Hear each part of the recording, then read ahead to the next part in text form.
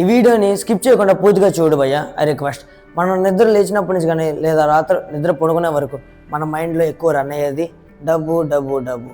అసలు మన family members కానీ లేదా మన యొక్క స్కూలింగ్లో టీచర్స్ కానీ లేదా మన యొక్క ఎడ్యుకేషన్ సిస్టమ్ కానీ ఎందుకు ఈ మనీ మేనేజ్మెంట్ లేదా మనీ సేవింగ్స్ లేదా మనీ ఇన్వెస్ట్మెంట్ వీటి గురించి అంటే ఈ ఫైనాన్షియల్ ఎడ్యుకేషన్ అనే ఒక సబ్జెక్ట్ పెట్టి ఎందుకు మనకి చెప్పదు అంటే క్వశ్చన్ మార్క్.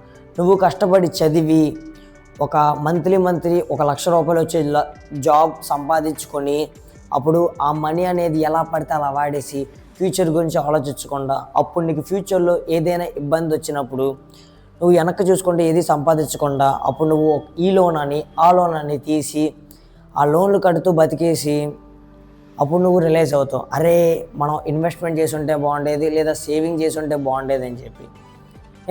నేను ఇవన్నీ ఎందుకు చెప్తున్నానంటే భయ్య, మా ఫ్రెండ్ వాళ్ళ అన్న ఉండేవాడు అన్నమాట. ఆ అన్నకి బీటెక్ సెకండ్ ఇయర్లో ఉన్నప్పుడు బైక్ యాక్సిడెంట్లో ₹8,000 అయిందనమాట రిపేర్కి. సో ఆ మనీ అనేది ఇంట్లో అడగకుండా లోన్ యాప్స్ చేసాడు. అలా 4 months కట్టాడు అన్నమాట.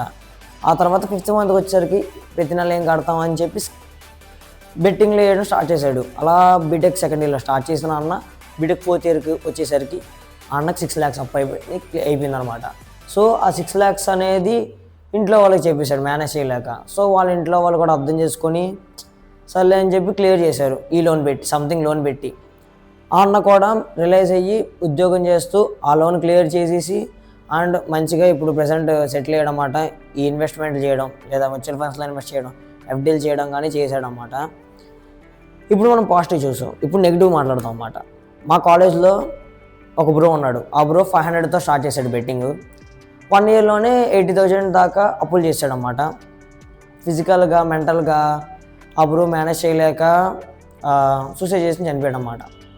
సో ఇప్పుడు మనం ఎందుకు ఇవన్నీ చెప్తున్నానంటే మనకి ఈ ఫైనాన్షియల్ ఎడ్యుకేషన్ అనేది ఎందుకు ఇంతలా ఇంపాక్ట్ చేస్తుంది అంటే లైఫ్ని చాలా అన్నమాట.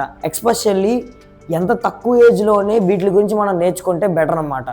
సో నా ఫైనల్ పాయింట్ ఏంటంటే భయ్య, నువ్వు డబ్బు సంపాదించడమే కాదు, డబ్బు అనేది ఎలాగా మేనేజ్ చేయగలుగుతున్నావు, ఎలా కంట్రోల్ చేయగలుగుతున్నావు, ఆ డబ్బుని ఎలా ఇన్వెస్ట్ చేయగలుగుతున్నావు లేదా సేవింగ్ చేయగలుగుతున్నావు అనేది ఇంపార్టెంట్ అన్నమాట.